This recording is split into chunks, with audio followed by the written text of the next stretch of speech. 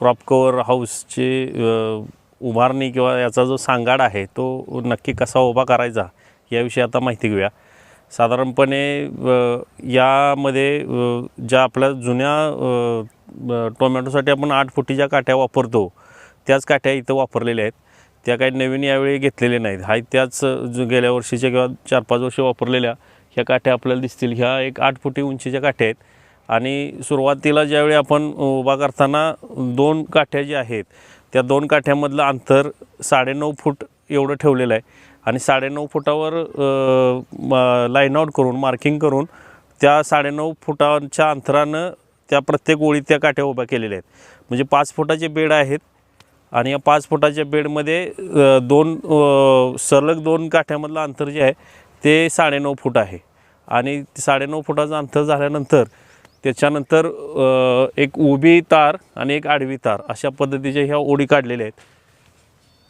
या ठिकाणी एक उभी गेलेली आहे तार आणि एक आडवी तार गेलेली आहे आणि ही तार जी आहे ती साईडला जी आहे त्या ठिकाणी लोखंडी कुण्या म्हणतात, लोखंडी बार वापरून त्या फिट करून त्याला ओळी काढलेल्या आहेत। आता ओळी काढताना परफेक्ट ओळी निघालेली आहे, ओढ निघालेली आहे, एकदम ताण जास्त आहे, त्याच्यामुळे ही जरी काठी लहान असली तरीसुद्धा ह्याच्यावर ताकद ह्याला मिळालेली आहे।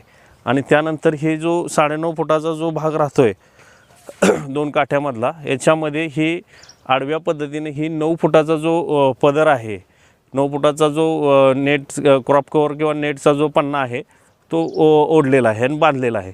तो बांधताना काय केलं आहे की प्रत्येक 5 फुटानं प्रत्येक 5 फुटावर आपण ज्या ग्लासच्या आपण गोट्या मिळतात किंवा आयरे म्हणतात त्याला, त्या आणि साधी दोरी सुतळीसारखी दोरी आहे ती, त्या दोरीच्या साहाय्यानं दर 5 फुटाला ओढ चांगल्या पद्धतीनं काढून त्या बांधून घेतलेल्या आहेत। आता काही ठिकाणी काय केलं आहे की ही जी तार आहे ह्या तारेच्या वरून घेतलेलं आहे, काही ठिकाणी खालून घेतलेलं आहे की जेणेकरून पुन्हा वाऱ्यात ते जास्त वर खाली होऊ नये, हा त्याचा मुख्य उद्देश आहे। पण जरी वरच्या बाजूने घेतलं तरी ते योग्य ठरेल, कारण ही तार आपल्याला समजा पुढं वापरता येईल। आणखी जर झाड उंच वाढलं तर त्या ठिकाणी ते आपल्याला त्याचा वापर करता येईल। अशा पद्धतीने हा पहिल्यांदा सांगाडा तयार करून त्यावर ही नेट किंवा क्रॉप कवर आडव्या पद्धतीने बांधून घेतलेला आहे। आता यामध्ये एक काळजी आणखी काय घ्यावी लागते की जे कडेचा भाग आहे, ज्या ठिकाणी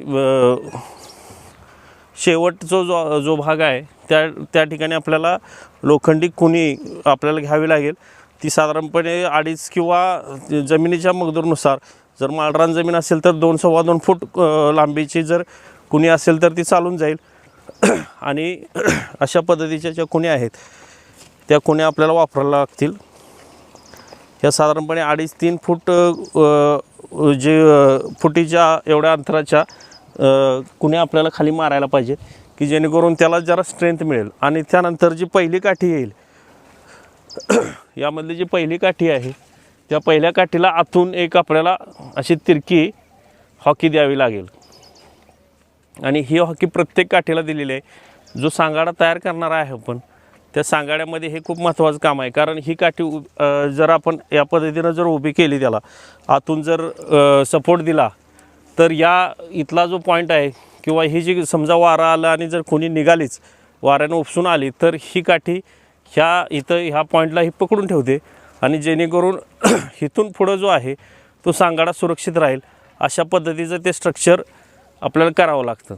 हा यातला एक महत्त्वाचा भाग आहे आणि यामध्ये थोडंसं वेगळे पण हे या हॉकीचं आहे। जसं पॉलिहाऊसमध्ये आतल्या बाजूला हॉकी दिलेली असते की जेणेकरून बाहेरून आलेलं वाऱ्याचं प्रेशर त्या ठिकाणी कमी व्हावं यासाठी ती हॉकी दिलेली असते। तसाच एक कन्सेप्ट म्हणून या ठिकाणी ही काठी या बाहेरून जी तार आलेली आहे त्याला सपोर्ट म्हणून ही या काठीला या ठिकाणी फिट केलेली आहे। असा सगळा सभोवती सगळ्या ज्या बाजूनं ज्या काठ्या आहेत आपल्या त्या ठिकाणी प्रत्येक काठीला हॉकी दिलेली आहे, जेणेकरून वाऱ्यामध्ये त्याचा जास्त त्रास होऊ नये आणि ते जे कुणी आहे किंवा जो खुट्टा आपण मारलेला असतो साईडला त्याच्यावरलं जे प्रेशर आहे ते या ठिकाणी नील व्हावं, हा त्याचा एक उद्देश आहे।